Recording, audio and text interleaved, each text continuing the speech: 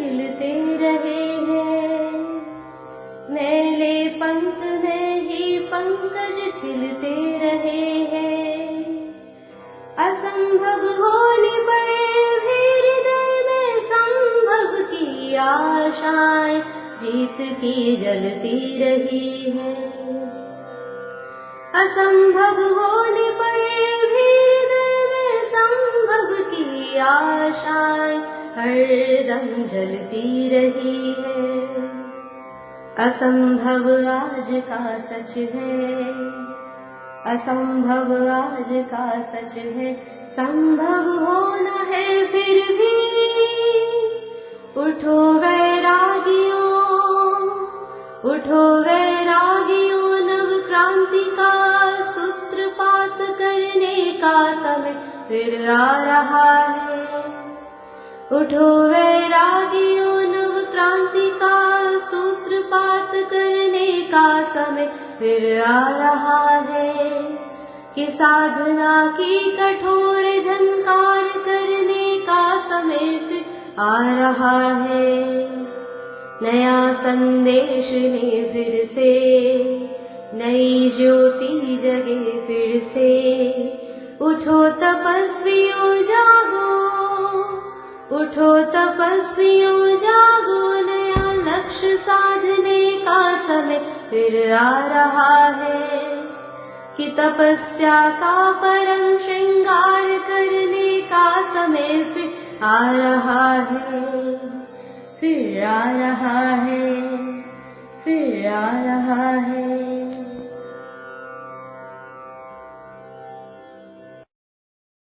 ओम शांति।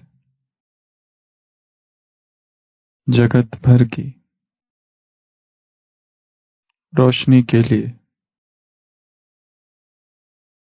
करोड़ों की जिंदगी के लिए सूरज रे जलते रहना, सूरज रे जलते रहना। जगत कल्याण की खातिर तू जन्मा है, तू जग के वास्ते हर दुख उठा रे। भले ही अंग तेरा भस्म हो जाए, तू जल जल के यहाँ किरणें लुटा रे। लिखा है ये ही तेरे भाग में कि तेरा जीवन रहे आग में। सूरज रे जलते रहना, सूरज रे जलते रहना। ये संकट तू खुशी के साथ सह लेना, सदा हंसते हुए तपना अगन में। किसी आदर्श की रक्षा के हित प्रभु ने तुझे भेजा है ज्वाला के भवन में। तू जल रे परवाह न कर प्राण की, ये भी है एक लीला भगवान की। सूरज रे जलते रहना, सूरज रे जलते रहना। करोड़ों लोग पृथ्वी के भटकते हैं, करोड़ों आंगन में है अंधेरा। अरे जब तक ना हो घर घर में उजियाला, समझ ले ये अधूरा काम तेरा। जगत उद्धार में अभी देर है, अभी तो दुनिया में अंधेर है। सूरज रे जलते रहना, सूरज रे जलते रहना। जगत भर की रोशनी के लिए, करोड़ों की जिंदगी के लिए सूरज रे जलते रहना। अंग्रेजी में कहते हैं, if you want to shine like the sun, you must first burn like the sun. यदि सूरज की तरह विश्व को प्रकाशित करना है, यदि सूरज की तरह विश्व को रोशन करना है, तो सबसे पहले क्या करना पड़ेगा? तुम्हें खुद सूरज की तरह जलना पड़ेगा।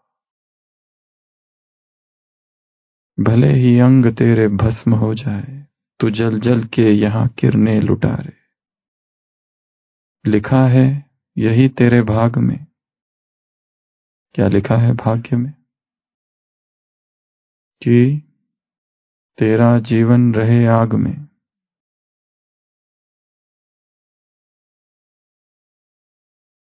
करोड़ों लोग पृथ्वी के भटकते हैं, करोड़ों आंगन में है अंधेरा। अरे जब तक ना हो घर घर में उजियाला, समझ ले अधूरा काम तेरा। किसी आदर्श की रक्षा के हित प्रभु ने तुझे भेजा है ज्वाला के भवन में। क्या है ये जीवन? ज्वाला का एक भवन, ज्वाला भवन, द हाउस ऑफ फायर। जिन्हें विश्व कल्याण करना है उन्हें जलना होगा, तपना होगा, पीड़ा सहन करनी होगी, क्योंकि मार्ग कठिन है। जिनका कल्याण कर रहे वो अंधेरे में, और वो कल्याण चाहते ही नहीं, और जो उनका कल्याण करना चाहते उन्हें वो अपना शत्रु समझते हैं, मित्र नहीं। इसलिए कार्य बड़ा मुश्किल है। तो जल जल के यहां किरणें लुटा रे, सूरज रे चलते रहना।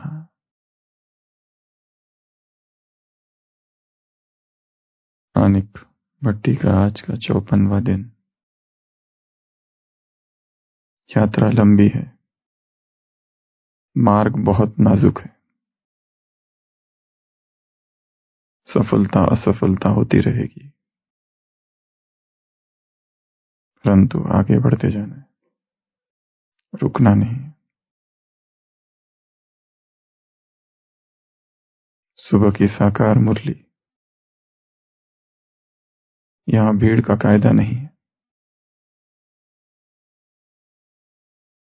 यहां भीड़ का कायदा नहीं है।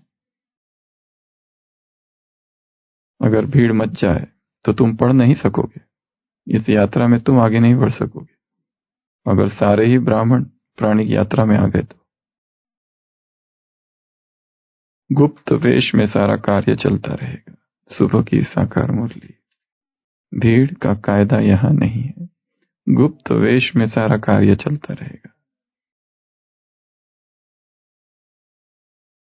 भट्टी चालू ही और भट्टी पूरी भी हो जाएगी। खबर तक नहीं चलेगी किसी को चालू कब हुई थी और पूरी कब हुई, और उसमें था क्या। इतनी गुप्त है। कुछ तो था, पर क्या था पता नहीं। तो आज का सामान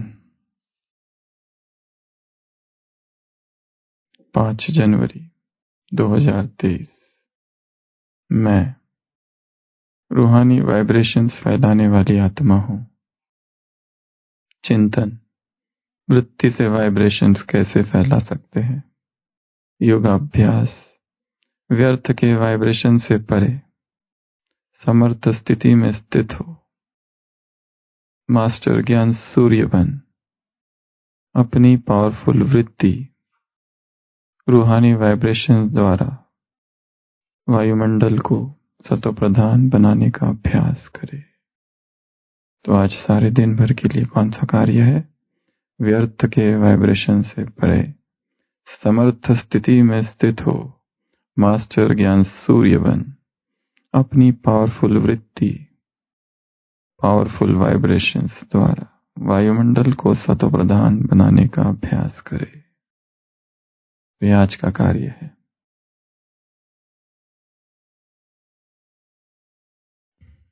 सूर्य क्या बनना है? मास्टर सूर्य। तो जल जल के यहां किरणें लुटा रे। किसी आदर्श के हित प्रभु ने भेजा है तुझे ज्वाला के भवन में।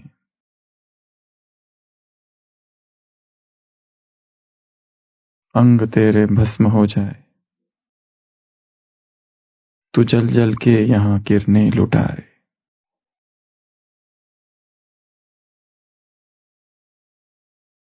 मास्टर ज्ञान सूर्य बन।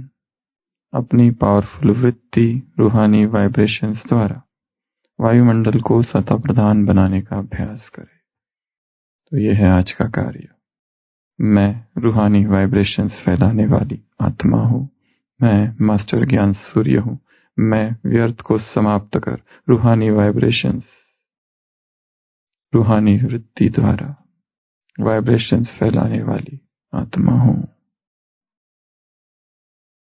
संसार बहुत ज्यादा दुखी है। सुबह की साकार मुरली, ये गीत भक्तों ने गाया है। पुकारते हैं, अंधेरे से उजियारे में ले आओ। भक्तों की पुकार है। विपदा पड़ी है, विपदा भक्तों पर भीड़ पड़ी, इसलिए कार्य चालू रहे, परंतु गुप्त वेश में। 8 जगह बैठकर इसका अभ्यास करना है। और 8 प्रकार के अभ्यास। सबसे पहला स्थान है भ्रुकुटी। मैं कहाँ बैठी हूं? भ्रुकुटी में बैठकर क्या कर रही हूं? किरणें फैला रही हूं। तो जल जल के यहां किरणें फैला रहे, भले अंग तेरे भस्म हो जाए। जगत कल्याण में अभी देर है। जब तक कार्य पूरा नहीं हो जाता तब तक, कब तक करना है ये? जब तक सारे विश्व में प्रकाश नहीं हो जाता। और संसार में सबसे ज्यादा दुखी कौन है? सुबह की साकार मुरली। संसार में सबसे ज्यादा दुखी कौन है? ब्राह्मण धर्म की आत्माएं, जो देवता थे वही सबसे ज्यादा दुखी है। जो देवता थे वही सबसे ज्यादा दुखी है। सबसे पहला स्थान जहां बैठकर किरणें फैलानी है वो है भ्रुकुटी। मैं आत्मा, मुझसे किरणें फैल रही है। फोरहेड। दूसरा स्थान मधुबन। चाहे विश्व के किसी भी कोने पर हो, परंतु ये सोचना कि मैं कहाँ हूं? मधुबन टीवी स्टेशन पर। और यहां से सारे विश्व में किरणें फैला रही हूं। चाहे साकार में हो या आकार में, स्थूल में या सूक्ष्म में, इससे बहुत अधिक फर्क नहीं पड़ता। संकल्प, मैं मधुबन में हूं और मुझसे क्या हो रहा है? किरणें फैल रही है। संकल्प, संकल्प से ही सब कुछ करते थे लोग। जीवन भर तपस्या करते थे और फिर कोई असुर आता था और कोई विपदा खड़ी करता था और कहता था उस ऋषि से या उस योगी से कि मुझे तुम्हारे जीवन भर का तपोबल चाहिए, तो ही मैं भला चीज कर दूंगा, नहीं तो नहीं। तो ऋषि क्या करते थे? हाथ करके थे, संकल्प करते थे, मेरे जीवन का अब तक का जो भी तपोबल है मैं तुझे प्रदान करता हूं। तो संकल्प मात्र से उनका अब तक किया हुआ सारा तप, सारी तपस्या का बल किसी और को चला जाता था। फिर शुरुआत से बैक टू स्क्वायर वन, फिर से चालू करो सब तपस्या। तो तपोबल कैसे देते थे? संकल्प से। संकल्प में बहुत ऊर्जा होती है। इसलिए यदि ये संकल्प किया जाए कि मैं मधुबन में हूं, तो पहुंच जाओगे। मैं मधुबन से विश्व को किरणें फैला रहा हूं। रूहानी वाइब्रेशंस। बाबा ने वाइब्रेशंस की भाषा का प्रयोग किया है, जो कि साइंस अभी अभी ज्यादा बात करता है। पर ये सारी बातें 70s, 80s, 90s में की है। Vibrations, law of vibrations. तीसरा स्थान ग्लोब। ग्लोब में दो, एक तो ग्लोब के ऊपर या तो ग्लोब का सेंटर। ये तीसरा, ग्लोब का सेंटर या ग्लोब के ऊपर। मैं ग्लोब के ऊपर हूं और मुझसे सारे ग्लोब को किरणें जा रही है, या फिर मैं ग्लोब के बीच में हूं, मध्य में हूं, केंद्र में हूं, वहां से किरणें जा रही है। अंग्रेजी में कहते हैं which is the centre of the universe. इस यूनिवर्स का सेंटर क्या है बताओ? उत्तर होता है राइट अंडर योर फीट। जहां तुम खड़े हो बस उसी के नीचे तुम ही हो इस सृष्टि का केंद्र। ये तीसरा अभ्यास। चौथा साइकिल। तीसरा सृष्टि चक्र के ऊपर। चौथा सृष्टि चक्र के ऊपर जो संगम युग है, वहां पर बैठकर सारे ग्लोब को, क्योंकि संगम युग है टॉप का पॉइंट। जितने ऊंचाई में बैठकर प्रकाश देंगे उतने ज्यादा लोगों को मिलेगा, जितनी कम ऊंचाई में बैठेंगे उतना कम लोगों को मिलेगा, क्योंकि ऊंचाई से सब कुछ दिखाई देता है। बर्ड आई व्यू, विहंगम दृष्टि। जितनी कम ऊंचाई रहेगी उतना कम दायरा प्रकाश का, जितनी ऊंचाई ज्यादा प्रकाश और बढ़ेगा, प्रकंपन ज्यादा फैलेंगे।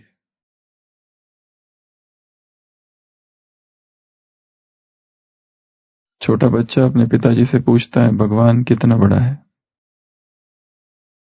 पिताजी कहते हैं वो देखो हवा में एरोप्लेन उड़ रहा है, उतना बड़ा। बच्चा कहता है इतना छोटा सा भगवान? फिर पिताजी उसको एयरपोर्ट लेके जाते हैं, एयरपोर्ट हैंगर। वहां पे एक फ्लाइट के सामने, एरोप्लेन के सामने खड़े रह के कहते हैं ये है वो। बच्चा कहता है इतना बड़ा? वो कहते हैं हाँ, इट डिपेंड्स ऑन आप कितने समीप हो। यदि आप उससे दूर हो तो वो बहुत छोटा है, यदि उसके हम समीप हैं तो वो बहुत बड़ा है। हम कितना दूर खड़े हैं उससे, इस पर सब कुछ निर्भर है। ग्लोब। अगला चक्र, सृष्टि का वृक्ष। कल्प वृक्ष के नीचे बैठकर, कल्प वृक्ष के नीचे बैठकर एक एक पत्ते को, एक एक टाली को, तना को, मैं मास्टर ज्ञान सूर्य हूं, मुझसे ज्ञान की किरणें फैल रही है।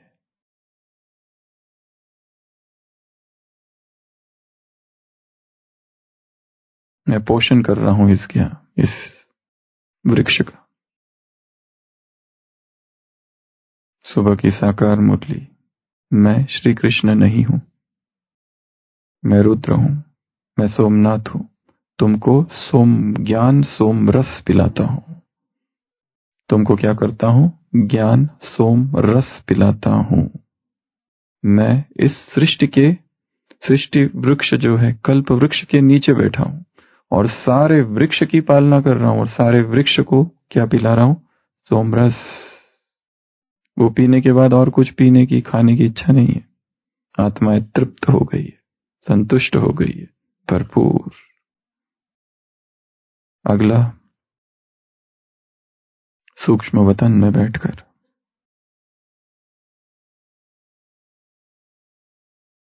सातवां परम धाम में बैठकर, और आठवां प्रकृति के सानिध्य में कहीं पर भी।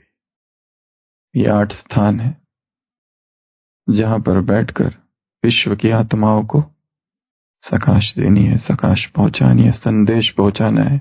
कैसे पहुंचाएंगे? स्टेप 1, आत्माओं को इमर्ज करो, आत्माओं का आह्वान करना। स्टेप 2, आत्माओं से बातें करना। स्टेप 3, आत्माओं को वरदान देना, उनको सुनना, उनको तिलक देना, वरदान देना। अगला, आत्माओं के दुख हरना, पीड़ा हरना, उनको परमात्मा संदेश देना, उनका परमात्मा से संबंध जोड़ना।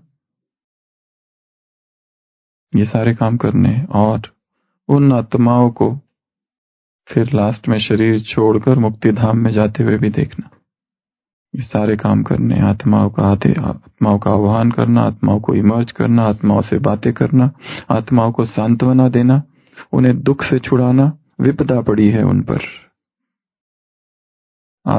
आशीर्वाद देना, दृष्टि देना, तिलक देना, वरदान देना, और ये देखना कि वो संपूर्ण बनते हुए इस संसार से ऊपर जा रही है।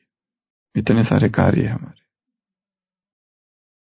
केवल सांत्वना देने से नहीं होगा, वो महसूस करे कि अब मुझे दुख से मुक्ति हो गई है, सारे मोह बंधन से उनकी मुक्ति हो जाए। जब तक मोह नहीं टूटेगा उनका, तब तक दुख नहीं मिटेगा। एक महिला का पति मर जाता है, वो इतनी रोती है, आस पड़ोस की सारी महिलाएं उसे सांत्वना देने आती है और एक महिला उसको ज्ञान सुनाना चालू करती है। ठीक है, जो चला गया वो तो शरीर है, शरीर तो 5 तत्वों का बना हुआ है, तत्व में विलीन हो गए। आत्मा तो अमर है, आत्मा अविनाशी है। एक शरीर छोड़कर आत्मा दूसरा शरीर लेती है, और जो मरा ही नहीं उसके लिए क्या रोना। बहुत ज्ञान की, वेद की और वेदांत की बातें सुनाती है, और आत्मा परमात्मा की चर्चा कर कर जिसका पति मरता है उसे बड़ी सांत्वना फील होती है और उसे अच्छा लगता है थोड़ा। उसका जो दुख, विलाप, कुंठा थोड़ी सी कम होती है। कुछ समय के बाद जो सांत्वना देने आई थी उसका पति मरता है, और वो जोर जोर से चिल्ला रही होती है, सारे बस्ती को इकट्ठा कर रखा है, इतना जोर जोर से विलाप कर रही है। तब ये जो महिला होती है पहली वाली, वो उसको कहती है, आश्चर्य, तुम तो मुझे कहती थी, आत्मा का ज्ञान देती थी, अब तुम खुद ही रो रही हो। वो कहती है, उस समय वो तुम्हारा पति था, इस समय ये मेरा पति है। That time it was your husband, this time it is my husband.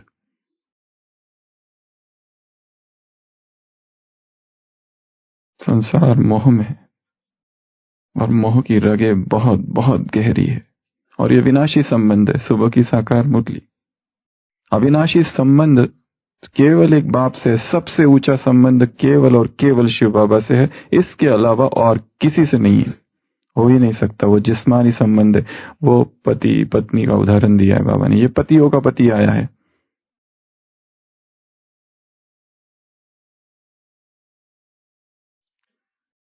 आंसू बहाते हैं स्नेह के।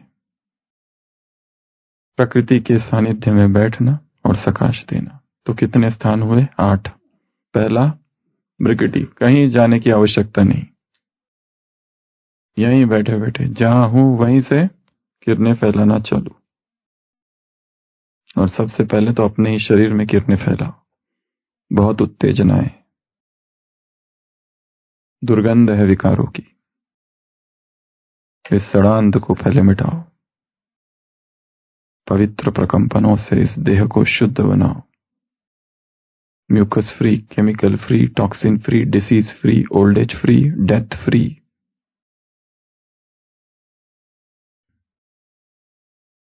दूसरा, मधुबन।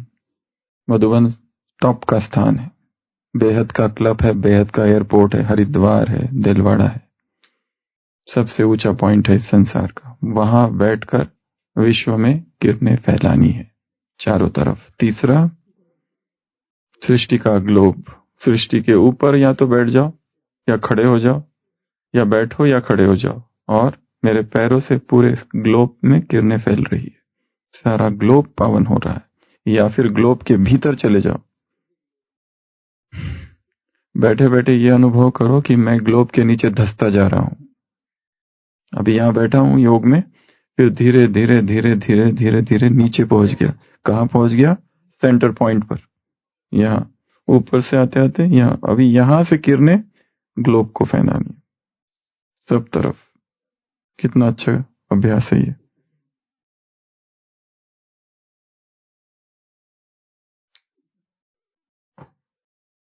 अगला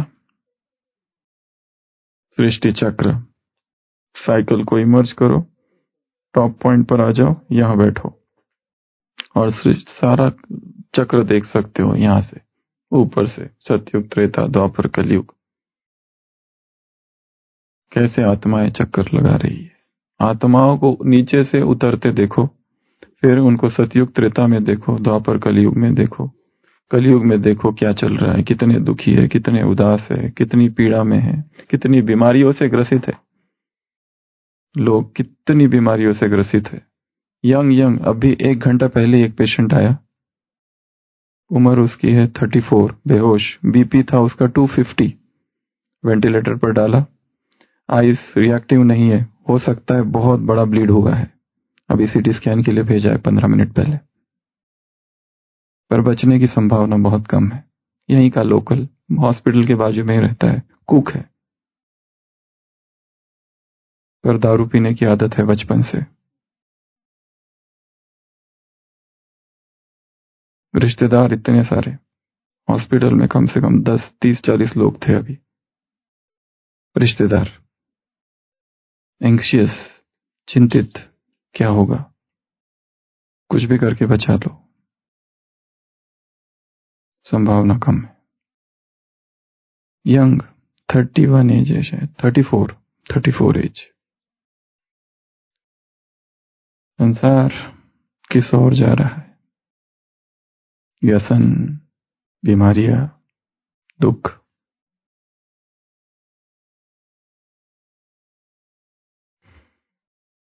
तो ये काम तेजी से करना है, ये मशीनरी है जो करनी है, क्योंकि दुख बहुत बढ़ रहा है। अगला, कल्पवृक्ष के नीचे बैठना, एक एक पत्ते को सकाश देना, एक पत्ता भी छूटना ना पाए।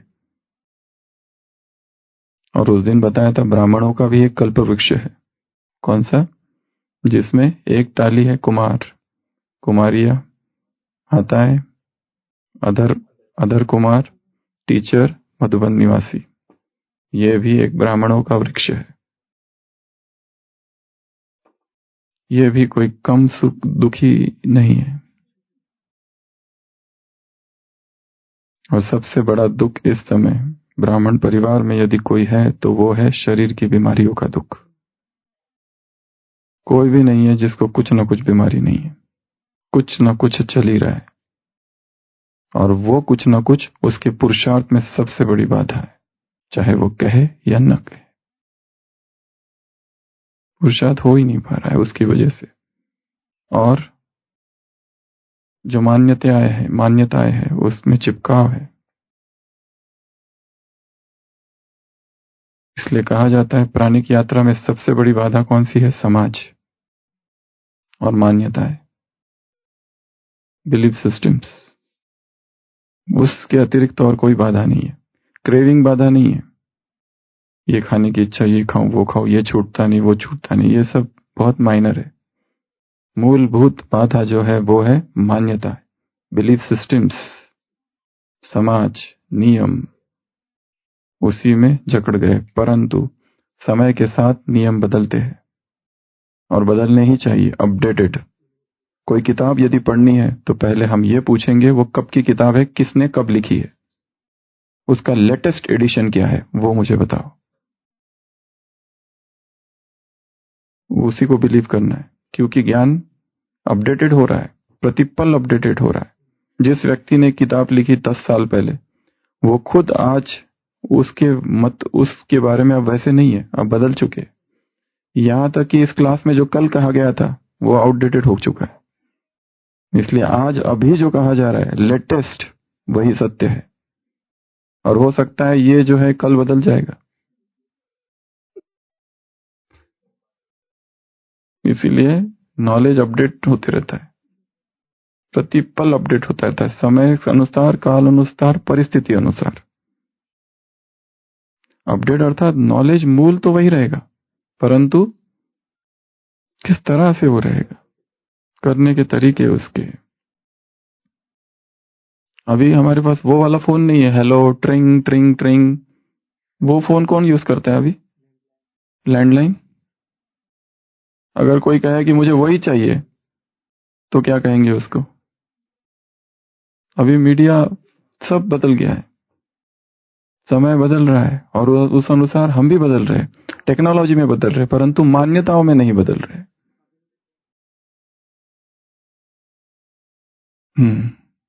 बाबा ने मना कि हम फोन यूज नहीं करेंगे, ऐसे भी है, सब है, सब कुछ। अगर हम कहें ये मुरली में तो आया ही नहीं, मुरली में व्हाट्सएप का कहां पर चर्चा है? फिर यूज तो कर रहे हैं, क्यों कर रहे हैं फिर? मुरली में फेसबुक की कहां चर्चा है? मुरली में यूट्यूब की कहां चर्चा है? तो था ही नहीं, तो बोलेंगे ही नहीं। अगर है अभी तो बोलेंगे। तो अपडेटेड होता रहता है सब कुछ। जैसा समय, शेक्सपियर की जो इंग्लिश है उसमें डाउनलोड शब्द ही नहीं है, क्योंकि उस समय की इंग्लिश में डाउनलोड शब्द था ही नहीं, सर्फिंग शब्द था ही नहीं। ये अभी निकले हैं सारे। गूगल शब्द था क्या 100 साल पहले? 10 साल पहले जो ज्ञान था वो सब बदल गया है। 10 साल अभी अपडेटेड चाहिए। अगर हम उसी को पकड़ के रहे तो हम टिक नहीं पाएंगे, सब बदल रहा है। उसी तरह ये ज्ञान जो है, प्राणिक ज्ञान, ब्रदरियन का ज्ञान, 10 साल पहले जो था एकदम अलग है। 30 साल पहले जो किताबें लिखी गई इसके ऊपर, वो आउटडेटेड है। हमारे मेडिकल में हर किताब के सामने एडिशन लिख के आता है, 21st एडिशन, 19th एडिशन, और 19th एडिशन कोई नहीं पढ़ता है। 1 साल पहले का एडिशन है, पर इतना अंतर है दोनों में। 2 साल के इसमें नया एडिशन आया है, इसमें सब कुछ बदल चुका है। हार्ट फेलियर की जो बीमारी है उसमें किसी जमाने बीटा ब्लॉकर्स एक ग्रुप है ड्रग्स का, वो कहते थे देना ही नहीं, बिल्कुल कॉन्ट्राइंडिकेटेड है, दोगे तो पेशेंट की तबीयत खराब होगी, पेशेंट की डेथ हो सकती है। अभी they are the first drug of choice, वो ही देना है सबसे पहले। वो नहीं देखो तो दोगे तो गड़बड़ होगी। सब बदल गया। पहले जमाने में हम लोग यहाँ इंजेक्शन लगाते थे हार्ट में सीधा, cardiac, intra cardiac injection. Patient मर रहा है, सीपीआर कर रहे, सिरिंज लिया, यहाँ इंजेक्शन डाला, खींचा, ब्लड आया, मतलब हार्ट में है, पुश किया। अभी इंट्रा कार्डियक आउट है, बदल रहा है। जो कॉन्सेप्ट थे वो चेंज हो रहे हैं। हर चीज बदल रही है संसार में, हमें भी समय के साथ बदलना होगा। यदि हम पकड़ के रहे कि नहीं हमें तो मुरली में वो पॉइंट वैसी दिखी थी, वही भगवान अगर आज आ जाए तो वो कुछ और बोलेगा, वो कुछ और बोलेगा। अभी आकर कोई अव्यक्त मुरली बाबा भी ये नहीं कहेगा कि जाओ हेलीकॉप्टर से पर्चियां गिराओ। 60s में आवश्यकता थी उसकी, अभी नहीं है। अभी समय दूसरा है, काल दूसरा है, कालखंड दूसरा है। समय के साथ हमको अपडेट करना होगा। तो ये अगला, प्रकृति, सूक्ष्म वतन, परम धाम और प्रकृति, ये 8 स्थान है जहां पर बैठकर सकाश देनी है। और आज का सम्मान है, मैं मास्टर ज्ञान सूर्य हूं। तो सूर्य 8 बातें करता है, वही 8 बातें हम इस सम्मान के साथ जोड़ेंगे। सबसे पहला सूर्य करता है क्या है? प्रकाश। सूर्य क्या फैलाता है? प्रकाश। तो मैं ज्ञान सूर्य हूं, क्या कर रहा हूं? प्रकाश फैला रहा हूं। साकार मुरली वरदान था कभी। कैसा भी पतित वातावरण को बदलने के लिए अथवा पुराने संस्कार रूपी कीटाणु को भस्म करने के लिए यह स्मृति रहे कि मैं मास्टर ज्ञान सूर्य हूँ। सूर्य का कर्तव्य है रोशनी देना और कीचड़े को भस्म करना। तो ज्ञान योग की शक्ति व श्रेष्ठ चलन द्वारा यही कर्तव्य करते रहो। यदि पावर कम है तो ज्ञान सिर्फ रोशनी देगा, परंतु पुराने संस्कार रूपी कीटाणु खत्म नहीं होंगे। इसलिए पहले योग तपस्या द्वारा पावरफुल बनो। साकार मुरली 6/8/16 2016। दूसरी मुरली है वो भी वरदान है साकार मुरली 2/8/2016। जैसे सूर्य अपनी किरणों से किचड़ा गंदगी के कीटाणु भस्म करता है, ऐसे जब आप मास्टर ज्ञान सूर्य बनकर कोई भी पतित आत्मा को देखेंगे तो उसका पतित संकल्प, पतित वृत्ति व दृष्टि भस्म हो जाएगी। पतित पावनी आत्माओं पर पतित संकल्प वार नहीं कर सकते। ये भूत प्रेत आत्मा इविल स्पिरिट ये किस में प्रवेश करते हैं? ये उनमें प्रवेश करते हैं जिनमें शरीरों का आकर्षण ज्यादा होता है, जो शरीर के तल पर जीते हैं, जो संकल्पों के तल पर जीते हैं, उनमें ऐसी आत्माएं आक्रमण नहीं कर सकती। जो शरीर के तलों में जी रही है उन्हीं में आक्रमण होता है। जो संकल्प के दुनिया में जीते हैं उन पर आक्रमण नहीं होता है। पतित पावनी आत्मा पर पतित संकल्प वार नहीं कर सकते। पतित आत्माएं पतित पावनियों पर बलिहार जाएंगे। इनके लिए लाइट हाउस मास्टर ज्ञान सूर्य स्थिति में सदा स्थित रहो। 2/8/2016 साकार मुरली, ये वरदान है। तो सूरज क्या क्या काम करता है? 8 काम करता है सूरज। पहला काम प्रकाश फैलाता है। तो मैं मास्टर ज्ञान सूर्य हूं, मुझसे क्या फैल रहा है? प्रकाश। और प्रकाश अर्थात ज्ञान। प्रकाश अर्थात ज्ञान। प्रकाश अर्थात केवल ये वाला प्रकाश नहीं। जो रोशनी सूरज फैलाता है उसे प्रकाश कहते हैं, और जो रोशनी ज्ञान सूर्य फैलाते हैं उन्हें सकाश कहते हैं। तो हम कौन हैं? सकाश फैलाने वाले मास्टर ज्ञान सूर्य है। दूसरा काम सूरज करता है, कीटाणुओं को भस्म करता है। क्या करता है? कीटाणुओं को भस्म करता है। और हमें कौन से कीटाणु भस्म करने हैं? कौन से कीटाणु हैं संसार में जिन बहुत फैल गए? अपवित्रता, विकारों के कीटाणु। पहले विकार, दूसरा विकर्म, तीसरा व्यर्थ, चौथा निगेटिव, पांचवा पुराने संस्कार, छठवा पुरानी स्मृतियां, दर्दनाक स्मृतियां। ये कीटाणु बहुत फैल गए हैं संसार में, इनको ही हमें भस्म करना है। और सातवां निगेटिविटी। ये 7 प्रकार के कीटाणु है संसार में, भरमार है इनकी।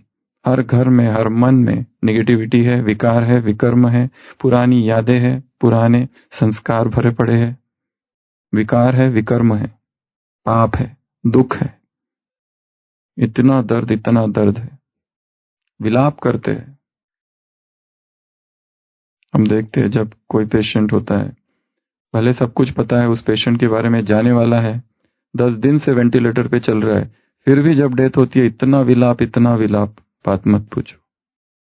सब प्रकार के लोग हैं, सब प्रकार के। बीच में एक मरीज भर्ती थे, तो कई दिन हो गए वेंटिलेटर पे थे, कोई संभावना नहीं थी, परंतु शरीर भी नहीं छोड़ रहे थे। वो शरीर मतलब सीरियस ही थे, कभी भी जा सकते थे। पहला दिन, दूसरा दिन रिलेटिव्स आके मिलते रहते थे, और फिर मिलने लगे कब तक चलने वाला है, और फिर आके कहने लगे कुछ करो, लकड़ियां तैयार है।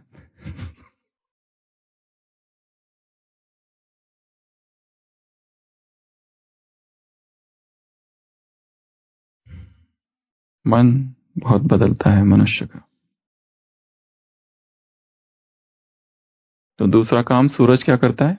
कीटाणुओं को भस्म करता है, कीटाणुओं को नष्ट करना है। तो मैं कौन सी आत्मा हूं? मास्टर ज्ञान सूर्य हूं। और कौन कौन से कीटाणु? व्यर्थ, निगेटिव, विकार, विकर्म, मेमोरीज, निगेटिविटी, संस्कार, दुख, चिंता, भय, ये भी कीटाणु है। भय, कितने भयभीत हैं आत्माएं, उनके हृदय में भय भरा है, उस भय को वहां से हटाना है। और वो किसी की सांत्वना से, शब्दों से नहीं हटेगा, सकाश से ही हटेगा। तीसरा काम सूरज जो करता है वो है खुशी। सूरज क्या देता है? खुशी देता है। जिन देशों में सूरज कम निकलता है, यहाँ जब विंटर्स होते हैं, जाड़ा होता है, सर्दी के दिन होते हैं, दिन जब छोटा होता है और सूरज कम दिखता है, तब डिप्रेशन ज्यादा बढ़ता है लोगों में। डिप्रेशन और मूड फ्लक्चुएशंस बहुत ज्यादा होते हैं।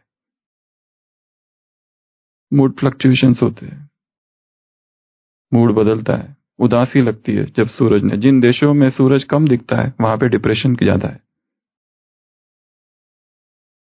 सूरज का सीधा कनेक्शन है डिप्रेशन से। तो तीसरा, हम कौन है? मास्टर ज्ञान सूर्य क्या फैलाने वाले? खुशी फैलाने वाले और डिप्रेशन को कम करने वाले।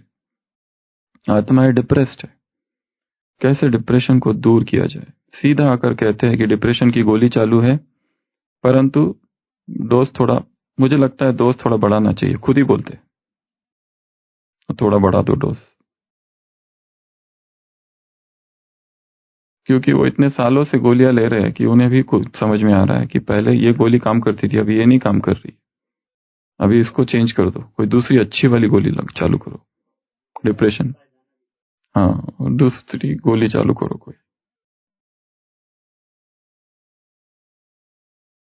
और उसके सिवा तो नींद ही नहीं आती है। जब तक गोली नहीं खाएंगे तब तक नींद आती ही नहीं। कंपलसरी चाहिए गोली। एक दिन भी अगर मिस हो जाए तो पूरी रात ऐसी निकल जाती है, अमृत वेला हो जाता है, 4 बज जाते हैं, 5 बज जाते हैं, और दिन में नींद ही नहीं, सतत अनिद्रा। और योग होता नहीं है, ये बीमारी वाला है, वो योगी वाला नहीं है। हर चीज 3 भागों में विभाजित है। एक वो लोग जो बीमार है शरीर से, दूसरे वो जो मन से, और तीसरे योगी। तीनों को भूख नहीं लगती है, परंतु ये जो पहले 2 है ये रुग्ण है और योगी विजयी है। ये तीनों को भी प्यास नहीं लगेगी, परंतु ये दोनों रोगी है, ये विजयी है। ये तीनों को भी चाहे तो अगर देखा जाए तो सोते नहीं, योगी भी नहीं सोता है, परंतु योगी निद्रा जीत है, और ये दोनों तो बीमारी से ग्रसित है। इनको अनिद्रा इनकी बीमारी है। अगर ये दवाई, इनको दवाइयों की आवश्यकता है, ये पीड़ा में है, दर्द में है, डिप्रेशन में है। इसलिए योगी तो आनंद में है। सुबह की मुरली, बाप है आनंद का सागर, तुम्हें आनंदमय बनाते हैं। ये आनंद की अवस्था में है। उसे कहा नींद, कल संडे की मुरली, जो इस अवस्था में रहते हैं उन्हें नीचे आने की इच्छा ही नहीं होती है। ये इतनी ऊंची अवस्था है। वो चिंतन करते रहो तो वो अलग पॉइंट है, बट ये एक ऊंची अवस्था है योगी की। प्राणिक यात्रा हमें इस अवस्था तक ले जाएगी, इस रुग्ण वाली अवस्था तक नहीं, जहां हम फ्लेक्सिबल होंगे। प्राणिक यात्रा का पर्पस ये नहीं है कि ये खाओ या वो खाओ। जो अच्छा कोई कच्चा भोजन खाता है, वो अगर ऐसे जगह चला जाए 10 दिन जहां कच्चा है ही नहीं, तो क्या करेगा? दुखी हो जाएगा। फिर क्या करेगा? दुखी। ये यात्रा रॉ फूड की यात्रा नहीं है। कोई अगर जूस ही पीता है और वो ऐसी जगह चल रह जाए वहां जूस ही नहीं है, तो क्या करेगा? अगर कोई वेजिटेबल्स ही खाता है, कोई ऐसी जगह चला जाए लद्दाख, वहां वेजिटेबल कुछ नहीं दिखता है, वहां क्या करोगे? ये यात्रा है, जो है उसको स्वीकार करना, परंतु उससे मुक्त हो जाना तुरंत। आज जूस लिया, अगले 2 दिन कुछ नहीं लिया तो भी फर्क नहीं पड़ता। अगले दिन सॉलिड लिया, सॉलिड का भी एडिक्शन नहीं है, लिक्विड का भी एडिक्शन नहीं है। ये यात्रा ही डिफरेंट है, ये नेचर की ओर की यात्रा नहीं है। सॉलिड खा लिया और अगले 3 दिन लिक्विड पे आ गए बिना क्रेविंग के, ये है विजयी। जब चाहे खाना, तब चाहे न खाना, जब चाहे जो है वो खाना, जब चाहे जो है नहीं खाना, पर विदाउट क्रेविंग। ये है फ्लेक्सिबिलिटी। ये यात्रा फ्लेक्सिबिलिटी की यात्रा है, रिजिडिटी की यात्रा नहीं है। पर इस अवस्था तक आने के लिए धीरे धीरे टाइम लगता है, एक दिन में नहीं आएगी ये अवस्था। स्टार्टिंग में थोड़ा थोड़ा करना पड़ेगा, बट ये जर्नी बहुत स्लो होनी चाहिए। इसलिए हमने कहा स्लो डिटॉक्स। लोग सीधा, सबसे बड़ी बाधा इस यात्रा में है वेट लॉस, सीधा वजन गिर जाता है। इसीलिए हमने कहा इस यात्रा में रोज वेट चेक करो, वेट घटना नहीं चाहिए, पहली बात। और दूसरा, स्लो डिटॉक्स होना चाहिए। लोग बहुत टू हाई टू क्विक चले जाते, सीधा उपवास पे आते हैं, सीधा कच्चे पे आते हैं, सीधा रसाहार पे आते हैं, 10 किलो वजन लॉस हो जाता है, समाज दुश्मन बन जाता है, और फिर वो वापस सब कुछ छोड़ देते, फिर अपना वापस चालू कर देते जो था खाना, सब कुछ खाना, और फिर बीमार पड़ते। ये वो यात्रा नहीं है, ये यात्रा बहुत स्लो यात्रा है। इसलिए धीरे धीरे धीरे धीरे इसमें समझते हुए डिजाइन योर ओन यात्रा, अपनी यात्रा खुद डिजाइन करना है। डोमेस्टिकेट योर जर्नी, खुद ही डिसाइड करो कैसे करना है। डिजाइन योर ओन रेसिपीज, जो है जितना अवेलेबल है उसमें से क्या लिया जा सकता है। 10 चीजें हैं तो 10 में से क्या लूं, जो मेरे शरीर को मुझे पता है सबसे ज्यादा कैसा है। दूसरा है कीटाणु, तीसरा खुशी बताया, चौथा सूरज क्या करता है? चौथी बात, ऊष्मा देता है, वार्मथ। क्या देता है? ऊष्मा। नहीं तो ठंडी ठंडी हो जाती। मार्स में जाओ तो इतनी ठंडी है, बहुत ज्यादा, व्यक्ति रह नहीं सकता। मर्क्यूरी विनस में हॉट है, मार्स में बहुत है, धरती में ठीक ठाक है। तो हमें सूरज से क्या मिलती है? ऊष्मा। तो हमें भी आत्माओं को क्या प्रदान करना है? ऊष्मा। सिकुड़ रही है बेचारी ठंडी में। आज भी कितना टेम्परेचर चल रहा है माउंट का? माइनस है आज, -3 तक गया है। माइनस कितने बजे? -1 आज का माउंट का टेम्परेचर, -3। तो चौथा, हमें आत्माओं को ऊष्मा देनी है, वार्मथ। ये मास्टर ज्ञान सूर्य अर्थात मुझसे ऊष्मा जा रही है, क्योंकि ऊष्मा जब आती है, वार्मथ जब मिलता है, बहुत अच्छा लगता है, सुकून मिलता है आत्माओं को। और यहाँ शरीर की बात नहीं चल रही है, आत्मा की बात चल रही है, मन के तल की बात चल रही है। तो ऊष्मा। अगला, सूरज क्या करता है? सभी को न्यूट्रिएंट सप्लाई करता है, विटामिन डी, पोषण प्रदान करता है। हमें आत्माओं को पोषित करना है। वो बेचारे कुपोषित हो गए हैं, आध्यात्मिक कुपोषण, स्पिरिचुअल माल न्यूट्रिशन। हड्डियां दिखाई दे रही है, अस्थि पंजर हो चुके हैं आत्माएं, बैग ऑफ बोन्स। वो कैसे उद्धार करेंगे विश्व का? हमें उन्हें पोषण देना है। जैसे सूरज विटामिन डी देता है, कहता है 30 मिनट शरीर पर एक्सपोजर होना चाहिए सूरज का। खाली 30 मिनट भी अगर हो गया ना, आपको भरपूर विटामिन डी मिलता है। रोज सारे दिन भर हम जितनी ओपीडी देखते हैं, सबसे ज्यादा यही टैबलेट लिखते हैं, कैल्शियम, विटामिन डी। क्योंकि जितने ब्राह्मण आते हैं वो इतने कवर्ड रहते हैं, उनकी एक उंगली भी बाहर नहीं रहती है। सूरज से उनका कोई नाता ही नहीं है। थोड़ा सा भी सूरज अगर मिल जाए ना इस शरीर को, फिर कितनी सारी बीमारी होती है। विटामिन डी जब कम होता है, हमारे पास लोग आते हैं 4, ये ब्राह्मण की बात बता रहे, कोई का 4। नॉर्मल विटामिन डी होना चाहिए 40 के अबव या हायर साइड, 60-70 ये रेंज रहनी चाहिए। अभी तक हमने जितने ब्राह्मणों को देखा है, रोज सभी के कमी है। किसी का 20, किसी का 15, किसी का 12, किसी का 10, किसी का 4, किसी का 3, ये विटामिन डी लेवल से। और सबको कुछ ना कुछ बीमारी है। और जब कम होता है तो क्या क्या होता है? उदास लगता है, शरीर में दर्द होते रहता है, जोड़ों में दर्द होते रहता है, बोन्स कमजोर होती रहे, गिर गए फ्रैक्चर, थोड़ा सा गिर गए फ्रैक्चर, कट, बोन्स ब्रिटल होती है। अगर विटामिन डी चाहिए तो थोड़ा सन का एक्सपोजर आधा घंटा भी मिल जाए तो भी काफी है। वो सन गेजिंग करने की भी आवश्यकता नहीं, सन बात भी कर लो तो भी ठीक है। थोड़ा सा एक्सपोजर, उतना भी नहीं है। सुबह से लेकर हमारी जो दिनचर्या, सुबह अमृत वेला, मुरली, क्लास और ऑफिस, और शाम का नुमा शाम का योग, पूरा ही कमरे के अंदर है, बंद। और विदेश में जाओ तो एसी के अंदर रहते, continuous AC, non stop, exposure ही नहीं है। तो हम भी कौन है? मास्टर ज्ञान सूर्य है। विटामिन डी, आप सबको होमवर्क दे रहे हैं। विटामिन डी अर्थात क्या? डी से क्या क्या फैलाना है? डी से क्या क्या आएगा? डी से शब्द से क्या क्या आएगा वो आप ढूंढ के लो। डी, क्योंकि विटामिन डी वो हो गया लौकिक, डस्ट फ्री करना है, जो भी बनाओ पर आप बना सकते। नहीं, दान नहीं, शब्द चाहिए, नाउन चाहिए, डिविनिटी फैलानी, करेक्ट। डी से विटामिन डी अर्थात विटामिन डिविनिटी फैलानी है। विटामिन डी, दिव्यता। एक ऐसे निकालो, आज बहुत सारे ये निकालो, बहुत सारे, ये काम है आज का। Next, food energy. सूरज क्या करता है? फूड एनर्जी देता है। जितना फल, जितने अन्न संसार में है, प्लांट जो होता है, झाड़, उसके अंदर क्लोरोप्लास्ट होता है। क्लोरोप्लास्ट क्या करता है?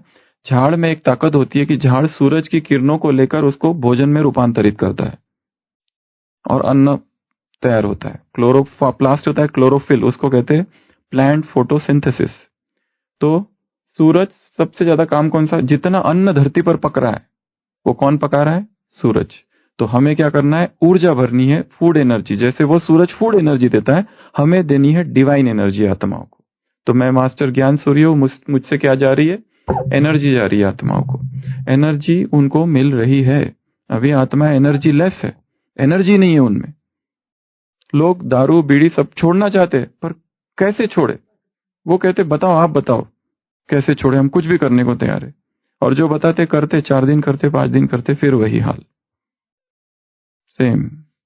क्या करे, व्यसन इतना भयंकर है। और वो ऐसा नहीं कि वो जो पिता कह रहा है इसकी दारू छुड़ा, वो खुद ही पीने वाला है, उसकी माँ भी पीने वाली है, वो पूरा परिवार ही पीने वाला है। अभी क्या करे, हमारे पास ऐसे लोग आते हैं कि मिलके ही पीते हैं सब, और जब कोई एक सीरियस होता है तो वो बाकी लोग कहते हैं इसकी छुड़ाओ। कैसे? ऐसा है।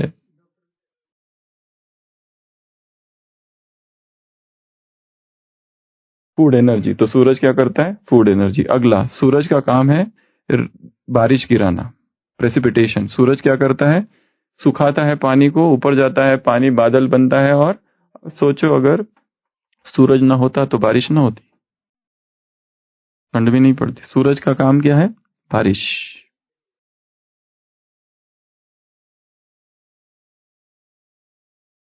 कितने हो गए? 7। लास्ट, सूरज आशा लाता है, आशा की किरण। सूरज आना मतलब क्या होता है? आशा। निराशा चली जाती है। और जो भय होता है ना, रात में सबसे बड़ा प्रॉब्लम क्या है? भय का, रात का अंधेरे का सबसे बड़ा प्रॉब्लम है भय। अंधेरा क्या लाता है? भय लाता है। और प्रकाश क्या लाता है? निर्भय बनाता है। अंधेरे में जाओ बाबा पहाड़ी पर, जा सकते हो क्या? नहीं। दिन में जा सकते हो, क्यों? अगर तो आपको यह भी कह दिया जाए कि कोई कोई जानवर नहीं है, कुछ नहीं, हमने देख लिया, जाके दिखाओ, फिर भी नहीं जाते, क्यों? क्योंकि अंधेरा भय को लाता है। तो सूरज क्या करता है? भय को दूर करता है, आशा को लाता है, निराशा को दूर करता है। तो ये सूरज के कितने हो गए? 8 कर्तव्य हो गया। पहला बताया प्रकाश, तो कैसे अभ्यास कैसा करेंगे? मैं ज्ञान सूर्य, मुझसे ज्ञान का प्रकाश फैल रहा है। अगला, कीटाणु, मैं संसार में विकारों के कीटाणु, विकर्मों के कीटाणु, व्यर्थ के, नेगेटिव के, पुराने संस्कारों के, पुरानी यादों के, चिंताओं के, भय के कीटाणु नष्ट करने वाली ज्ञान सूर्य हूं। तीसरा, मुझे खुशी फैलाने वाली मैं आत्मा, मैं कौन सा ज्ञान सूर्य हूं? मुझसे खुशी की किरणें चारों ओर फैल रही है। अगला, ऊष्मा, मुझसे क्या? वार्मथ मिल रही है आत्माओं को। अगला, मुझे केवल विटामिन डी नहीं, मुझसे मुझसे वो सब कुछ उनको मिल रहा है जिनसे उनका पोषण हो, मैं उनका भरण पोषण करने वाली आत्मा हूं। विश्व भरण पालन कर जोई, ताके नाम भरत अस होई। रामायण में है कि ये इसका नाम भरत होगा जो विश्व का भरण पोषण करेगा। वो जब आते हैं ना चारों बेटों का नामकरण करने, वाल्मीकि, तब आता है। तो हम कौन है? भरण पोषण करने वाले। हमने अगर पोषण नहीं किया तो उनकी क्या हालत हो जाएगी? कुपोषण हो जाएगा बेचारों को। अगला, मैं फूड एनर्जी, तो मैं उनको एनर्जी प्रदान करने वाली आत्मा हूं, मास्टर ज्ञान स्वरूप हूं। अगला, बारिश, अगर हम ना होगे तो संसार में बारिश होना, अकाल पड़ जाएगा, संसार में सूखा अकाल पड़ जाएगा, लोग भूखों मरेंगे हमारी वजह से। बारिश, तो हमें भी बारिश, मैं सूर्य हूं, बारिश कौन सी बारिश? ज्ञान की, प्रेम की, आनंद की, जो भी है, खुशी की। अगला, आशा, आशा की किरण। और ये सब कार्य करना इतना आसान नहीं है, इसमें बाधाएं आएगी, बाधाएं आएगी इसमें भी। हमारे मन ही सबसे बड़ी बाधा है, व्यर्थ संकल्प। इसलिए कहा ना, व्यर्थ से मुक्त करो स्वयं को। रूहानी वाइब्रेशंस वो फैला सकते हैं जो व्यर्थ से मुक्त है, जो थोड़ा सा ऊपर है, जो छोटी छोटी बातों में फंसे हुए हैं, वो नहीं कर सकते।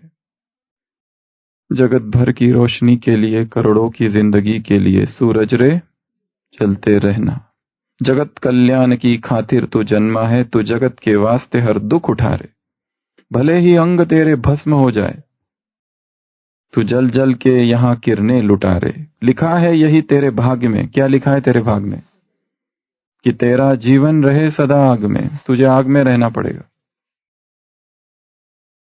सूरज रे जलते रहना, ये संकट तू खुशी के साथ सह लेना। सदा हंसते हुए तपना अगन में। कैसे तपना है? हंसते हंसते, पता ही न चले लोगों को। किसी आदर्श की रक्षा के हित प्रभु ने भेजा है तुझे ज्वाला के भवन में। ज्वाला का भवन कौन सा है? ये दूसरा होमवर्क आज सबके लिए। ये यज्ञ ही ज्वाला का भवन है, ये ब्राह्मण जीवन ही ज्वाला का भवन है, ये सेंटर ही ज्वाला का भवन है, ये मधुबन ही ज्वाला का भवन है। जहां सेवा कर रहे वो डिपार्टमेंट ही तुम्हारी लिए ज्वाला का भवन है।